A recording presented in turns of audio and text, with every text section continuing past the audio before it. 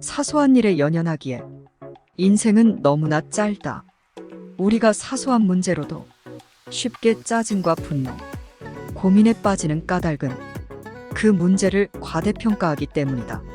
작은 일에 연연하기에 인생은 너무나 짧다. 영국의 정치가 벤저민 지레일리의 말이다. 우리는 종종 잊어버려야 하는 하찮은 일에 정신을 빼앗기기 쉽다. 하지만 잘 생각해보자. 우리는 앞으로 고작 몇십 년밖에 살지 않는다. 그런데 나는 물론 누구라도 1년만 지나면 기억에서 지워버릴 일들을 온종일 고민하고 절망하고 불평하느라 귀중한 시간을 낭비한다. 그것이 우리가 원하는 것인가? 숭고한 신념, 진실한 사랑, 가치 있는 일에 소중한 시간을 할애해야 하지 않겠는가? 사소한 일에 연연하기에 우리 인생은 너무나도 짧다. 최악의 상황을 각오하면 잃을 것이 없다. 중국의 작가이자 문화평론가인 니니탕은 진정한 마음의 평화는 최악의 상황을 받아들이는 것에서 시작된다. 이는 심리학적으로 에너지의 발산을 뜻한다라고 말했다. 그렇다. 최악의 상황을 각오하고 그것을 받아들일 수 있다면 더는 잃을 것이 없다. 어쩌면 홀가분하기까지 할지 모른다. 그리고 잃을 것이 없다는 것은 이제부터 얻는 일만 남는다는 뜻이다. 단순한 이치다. 그러나 여전히 많은 사람이 실패라는 사건에 매몰되어 분노와 좌절감에 사로잡히고 인생을 망친다. 원인은 그들이 최악의 상황을 직면하려 하지 않기 때문이다. 문제를 외면함으로써 개선할 방법을 행동으로 옮기지 못하기 때문이다. 그들은 삶을 다시 일으켜 세우기 위한 노력을 뒤로 한 채 자신의 고통스러운 경험에 점점 더 깊이 함몰된다. 좌절의 경험을 살려라. 시카고 대학교의 로버트 허친수 총장에게 걱정에 매몰되지 않는 비결에 관해 물었더니 다음에 대답이 돌아왔다.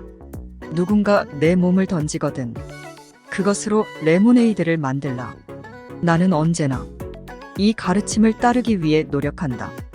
어떤 어려움이 닥쳐도 긍정적 변화의 방향을 모색하면 길이 열린다는 의미입니다. 이것이 위대한 교육자의 인생 철학이다. 그리고 어리석은 자는 부와 정반대로 행동한다. 조금의 시련이나 고민에 부닥치면 바로 포기하고는 난 끝났어라며 절망한다. 나는 왜 이렇게 운이 없을까라고 한숨 짓는다. 반면 지혜로운 자는 커다란 좌절 앞에서도 긍정의 자세를 일관한다. 이 부분으로부터 나는 무엇을 배울 것인가라고 자문하고 현재의 역경을 경험과 기회로 삼아 성공으로 연결할 방법을 고민한다. 결핍과 손실로부터 이점을 발견한다. 중요한 것은 손에 쥔 이익을 활용하는 일이 아니다. 그런 일은 누구나 할 수 있다. 인생에서 진정 중요한 것은 결핍과 손실로부터 이점을 발견하는 일이다. 그를 위해서는 지혜가 필요하며 그것이 바로 현명한 자와 어리석은 자의 결정적인 차이가 된다. 역경 속에서 고결한 품성과 행복을 얻었다. 스칸디나비아 격언에 북풍이 바이킹을 만들었다라는 말이 있다. 매섭게 몰아치는 차리찬 북풍 같은 가혹한 환경과 조건을 극복해 나감으로써 깨어난 인물로 성장한다는 뜻이다. 우리가 역경을 헤쳐나갈 때 이 말은 큰 위로가 된다. 안락하고 안정된 환경이 행복을 이루는 전제 조건이라는 사고방식을 우리는 어디에서 습득한 것일까? 자신에게 연민을 느끼는 사람은 푹신한 소파에 앉아서 안락한 시간을 보낼 때조차 자기 자신을 동정한다. 역사를 돌이켜보라. 그 어떤 악조건과 열악한 환경에서도 최선을 다해 자기 책임을 완수하며 치열하게 삶을 읽은 자가 고결한 품성을 갖추고 진정한 행복을 맞이했다. 저절로 이루어지는 성공은 없다.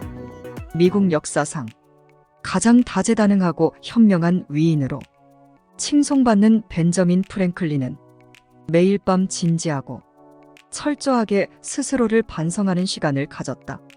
자신에게 13가지의 중대한 결점이 있음을 발견했기 때문이다. 그중 3가지를 소개하면 시간을 낭비하는 것, 사소한 일로 고민하는 것, 타인의 의견을 반박하고 언쟁하는 것이다. 프랭클린은 이 열정들을 고치지 않는 한 위대한 성공을 이룰 수 없음을 깨달았다. 그래서 매주 결점 하나를 골라 그것을 극복하고 이겨내기 위한 시간을 가졌다. 일주일 동안 결점을 거치기 위해 자기 자신과 싸웠고 그 결과를 세세히 기록했다. 프랭클린이 미국에서 가장 영향력이 있으며 사랑받는 인물로 주앙받게 된 것은 결코 저절로 이루어진 일이 아니다. 죽은 개를 발로 차는 사람은 없다. 1929년 한 사건이 미국 교육계를 뒤흔들었다. 로버트 허친수라는 청년이 시카고 대학교 총장에 취임한 사건이었다. 그는 식당 종업원 벌목꾼, 가정교사 판매원으로 일하며 학비를 모아 예일을 다녔고 대학 졸업 후 불과 8년 만인 30의 나이에 시카고 대학교의 총장이 되었다. 대부분이 허친수보다 연장자인 교육 관계자들은 지나치게 절다, 경험이 부족하다라며 강한 비판을 쏟아냈다. 언론도 일제히 공세를 퍼부었다. 그리고 취임식이 열리던 날 누군가가 허친수의 부친에게 말했다. 마침 신문에서 허친수를 비난하는 사설을 읽었는데 정말에도 너무하더군요. 그러자 허친수의 부친은 담담한 어조로 답했다. 분명 도가 지나친 비판이었지. 그러나 기억하게 죽은 개를 발로 차는 사람은 아무도 없지 않은가. 그렇다. 보잘것없는 인물을 공격하는 사람은 없다. 사람들은 뛰어난 인물일수록 그를 공격함으로써 만족을 낀다. 인간은 본뒤 은혜를 쉽게 잊는다. 영국의 시인이자 평론가 세밀 존스는 감사하는 마음은 엄청난 수양에서 빚어지는 결실이며 수양이 부족한 사람들에게서는 기대할 수 없는 열매다라고 말했다. 보통의 사람들에게 감사의 마음을 바라면 실망하게 된다. 인간은 본디 은혜를 쉽게 잊으며 이기적이고 매정한 존재임을 기억해둔다면 기대에 어긋나는 일은 생기지 않을 것이다.